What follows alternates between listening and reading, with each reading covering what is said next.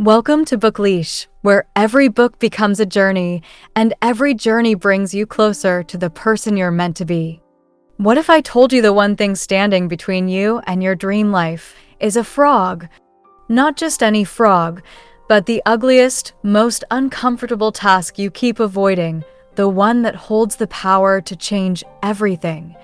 Today, we're diving deep into Eat That Frog by Brian Tracy, a book that doesn't just teach you how to manage time, it teaches you how to master yourself. If you've ever felt overwhelmed, stuck, or trapped in a cycle of delay and distraction, this isn't just a book summary. This is your breakthrough moment. So get ready, because by the end of this video, you won't just think differently, you'll live differently. Let's begin. They say time is money, but the truth is time is life. And yet, most of us trade it so carelessly. We scroll, we delay, we postpone our dreams in the name of tomorrow.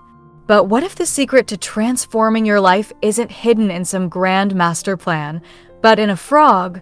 Sounds strange? That's where the magic begins. In Eat That Frog, Brian Tracy drops a truth bomb that's as quirky as it is powerful. If you have to eat a live frog, do it first thing in the morning.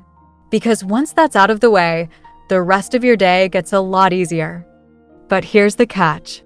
That frog is your most important task. The one thing that will make the biggest difference. The one thing you keep avoiding. We all have frogs. Tasks we hate. Phone calls we dread.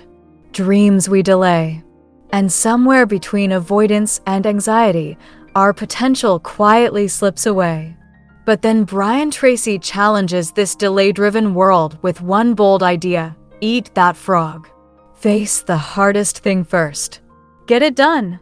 Not someday. Today. But how do we do that when everything feels urgent? When our to-do lists are bursting? When motivation feels like a distant luxury? Brian doesn't just offer cliches, he hands us a blueprint. A clear, practical, tested system to master our minutes and conquer procrastination before it quietly ruins our lives. The book begins with the most liberating idea: you can't do everything, but you can always do the most important thing. And once you do that consistently, everything changes. So he teaches us the power of clarity. You can't hit a target you can't see. Most people procrastinate not because they're lazy, but because they're unclear about their goals, about their values, about what really matters. So Brian urges us to sit down, think right, define your big goals, break them down, prioritize them. Suddenly, that frog isn't so slimy, it's just step one. But then comes the real conflict. Even when we know what matters most, we avoid it. We clean the house instead of writing the report. We answer emails instead of working on the business. We stay busy, but not effective. Why? Because frogs are scary, and familiar distractions are comforting. That's where discipline steps in, not as punishment, but as power. Brian says discipline isn't just about willpower, it's about creating systems that make success automatic. So he introduces the ABCD method. List your tasks, label them by importance. A is crucial, B is important, C is optional, D is delegate, E is eliminate. And once you see it in black and white, the truth hits hard. Most of what we do doesn't really matter. But then comes the beautiful twist. Once you commit to doing the A tasks first, the frogs, your momentum grows. You feel in control. You start your day with purpose, not panic. You stop reacting. You begin creating. Brian emphasizes another powerful rule, the 80-20 principle. 80% of your results come from 20% of your actions. But most people spend their day in the 80% that barely moves the needle. That's where overwhelm lives. That's where procrastination thrives. But if you flip the equation, focus on the high-impact 20, you unlock progress, peace, and productivity. But here's the uncomfortable truth. High-impact work is also high resistance. It's the book you've been meaning to write, the business you're afraid to start, The honest conversation you've delayed for months. It's the frog. And no amount of planning replaces the courage to do. That's why Brian tells us to launch fast. Don't wait for perfection. Perfection is procrastination wearing a mask. Instead, start. Begin. Even before you're ready. Because clarity often comes through action, not before it. But then self-doubt whispers again. What if I fail? What if I'm not good enough? That's when Brian reminds us of a deeper truth. Successful people feel fear too. They just act anyway. They've trained their minds to push past the initial resistance, to take that first bite of the frog, even when it tastes bitter. And then something amazing happens. Once you take action, once you start the hard thing, your brain stops panicking. The fog lifts. Momentum takes over. And the task that once felt enormous becomes doable. Brian also dives into time blocking. He calls it the power of chunks. Allocate specific blocks of time to your frogs. Protect those blocks like gold. During that time, no distractions. No phone. No social media. Just deep, focused work. The kind that moves mountains. Because what you do in focused hours, others struggle to do in entire days. But the world isn't quiet. Notifications scream. Messages buzz. Distractions are designed to seduce. That's where Brian's wisdom hits hard. Technology should serve you, not enslave you. So turn off what doesn't help. Unplug what doesn't build. Simplify your environment so your mind can breathe and focus. He brings up the salami slice method, breaking big tasks into tiny, manageable slices. Just do the first slice, then the next, and then another. Before you know it, the frog is gone. The burden is lighter, and progress is real. But perhaps the most important lesson in the book isn't about frogs or tasks. It's about belief. Brian reminds us, you are capable of far more than you think. Procrastination doesn't mean you're broken, it just means you're scared. But beneath the fear, there's brilliance. And that brilliance awakens the moment you take action. Now imagine a life where your most important work gets done first. Where the frogs don't haunt your day, they fuel it. Where you go to bed feeling proud, not guilty. Calm, not chaotic. This book is not just about productivity, it's about self-respect. When you do the hard thing first, you're telling yourself, my goals matter. My time matters. I matter. And that belief changes everything. And that's just the beginning. But just knowing isn't enough. The world is full of people who know what they should do, but never do it. That's why Brian brings us to the power of commitment. Until you commit to your goals, your growth, your frogs, you'll always have an escape door. A way to delay, distract, and disappear. But once you commit, the mind shifts. The excuses get quieter. The mission gets louder. Still, commitment alone doesn't guarantee ease. In fact, the moment you commit, resistance often grows louder.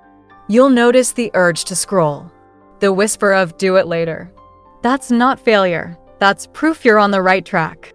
Resistance shows up most when you're close to something meaningful. So Brian gives us tools to fight back. One of the most powerful is simply beginning your day early. It sounds simple, but starting your day with clarity, before the noise of the world floods in, gives you a sacred edge. That early silence isn't just peaceful, it's powerful. It lets you meet your frogs head-on, before anyone else even wakes up. And when you do that, something changes in your identity. You stop seeing yourself as someone who avoids. You become someone who executes, who decides, who leads, even in the smallest things. But we live in a culture of urgency. Every ping feels important. Every task screams for attention. That's where Brian drops another gem. Urgency is not the same as importance. Just because something feels urgent doesn't mean it deserves your energy. In fact, most urgent things are just distractions in disguise. So how do you fight back? By scheduling your priorities, not just prioritizing your schedule. Take your top goals. Write them down. Now schedule time for them in your calendar. Not someday, but today. Carve out time like it's sacred, because it is. And then comes the beautiful paradox. The more frogs you eat, the more confident you become. Confidence isn't born from books or motivation, it's built through execution. Each time you finish a hard task, you prove to yourself, I am capable. I can handle discomfort. I can do hard things. And slowly, that voice inside, the one that says, maybe tomorrow, starts to fade. But there's another conflict waiting: perfectionism. So many of us don't start because we're afraid it won't be perfect. But Brian reminds us that perfection is the enemy of productivity. It's a trap that keeps you polishing something no one will ever see.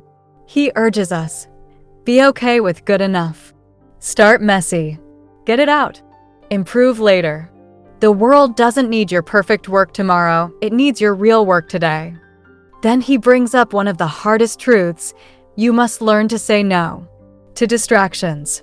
To obligations that don't align. To people who drain your energy. Every yes to something meaningless is a no to something that matters. And if you don't protect your time, the world will waste it for you. It sounds harsh, but it's actually freedom. Because every time you say no to what doesn't matter, you say yes to what does. You create space for clarity, for focus, for depth. And that depth? That's where your best work lives. Brian also introduces the law of forced efficiency. It's the idea that there's never enough time to do everything, but always enough time to do the most important thing. So instead of trying to do more, do less better. Focus like a laser. Say no like a warrior. And execute like your life depends on it, because it does. And just when it all starts making sense, Brian takes us even deeper into the idea of continuous improvement. He says, never stop getting better.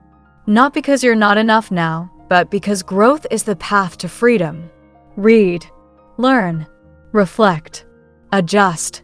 Every small improvement compounds into massive change over time. But you'll get tired.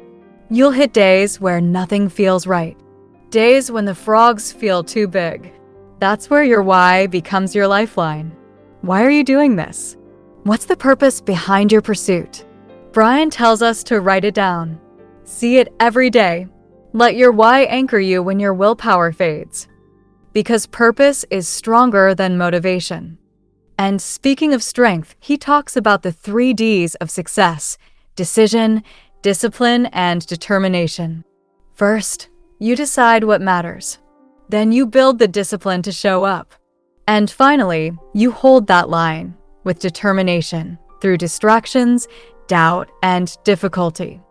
It's not about being perfect. It's about being persistent. And persistence, Brian says, is the master key. The difference between the winners and the wishers isn't talent. It's endurance. The ability to keep showing up. Keep eating frogs. Especially when you don't feel like it. This isn't just theory. Brian's life is proof. He went from laboring on ships and washing dishes to becoming one of the world's most respected productivity experts. Not because he was born extraordinary, but because he became obsessed with doing what matters. Every day, no matter what. That's what Eat That Frog teaches us. Not just how to work, but how to live. With intention. With clarity. With courage. So, if you're tired of feeling overwhelmed, if you're done with delay, if you're ready to take your time and your power back, then maybe it's time to eat the frog. Not tomorrow. Today. And when you finally begin to live like this, frog first, clarity first, action first, you notice something shift. Not just in your to-do list, but in your identity.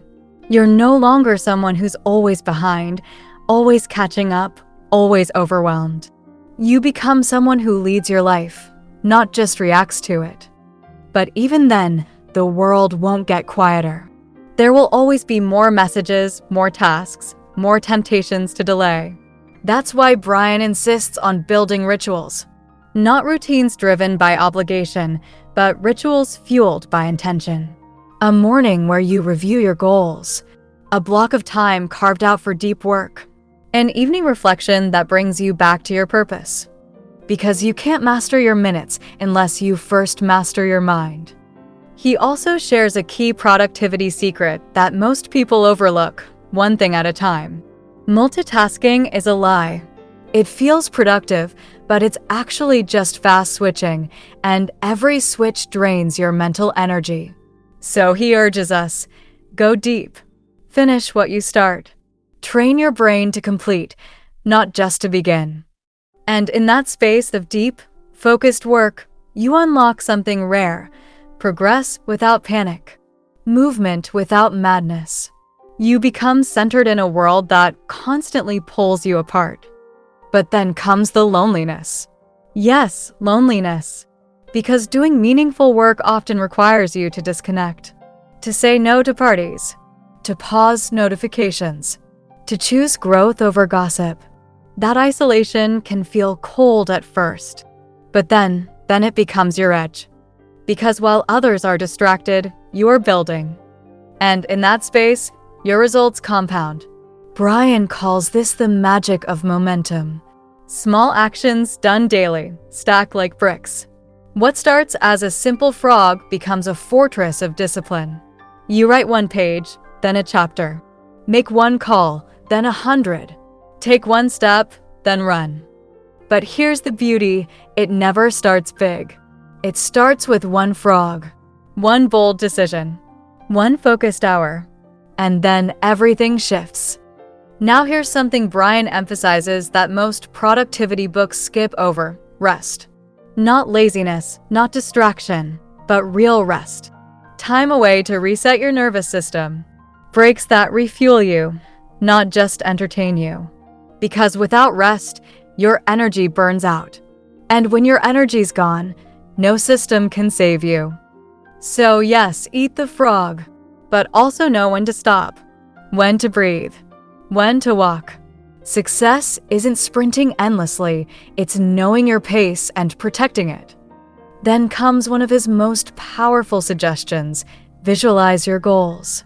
Not just write them, see them, feel them, imagine the life you're building. Why?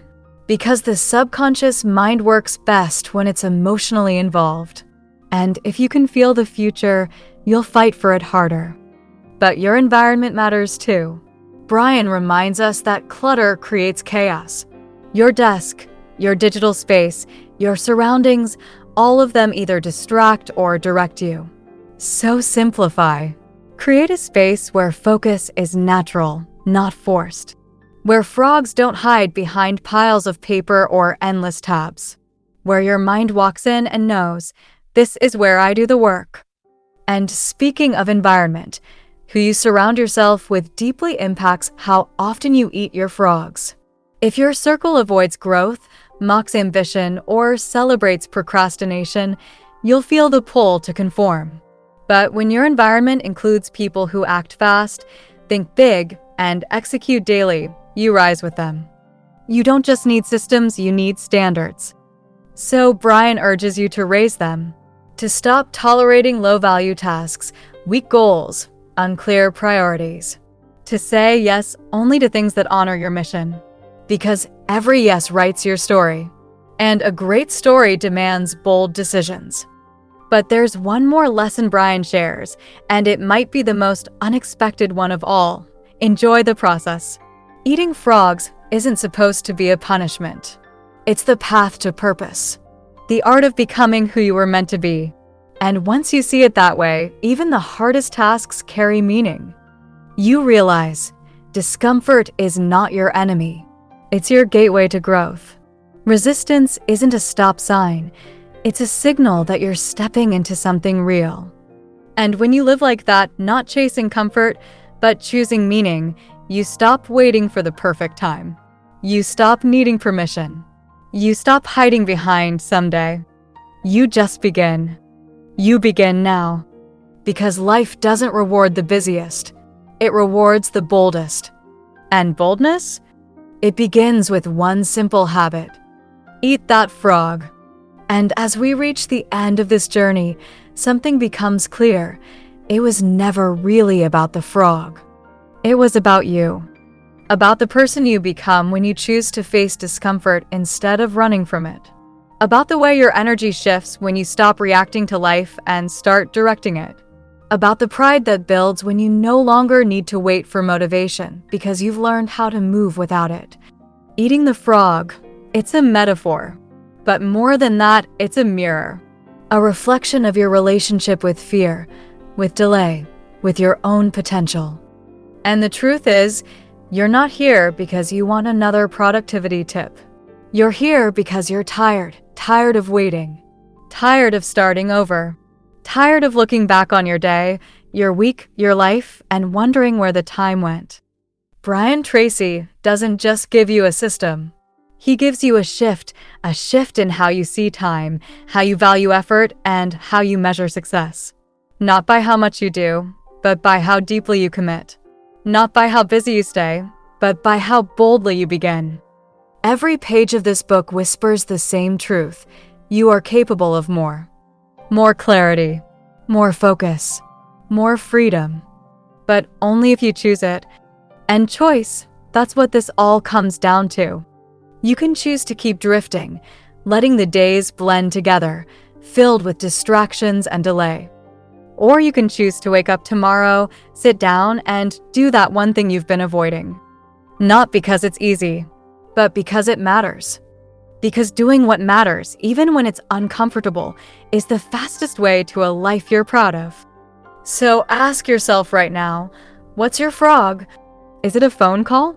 A project? A dream you've buried under "I'll start next week"? Whatever it is, write it down. Stare it in the face. Then act not someday, not later. Now. And once you do, once you take that step, you'll understand what this book has been trying to tell you all along. That discipline isn't a cage, it's the key to freedom. That starting is scarier than doing. And that momentum is built one frog at a time. This book doesn't end with a final chapter.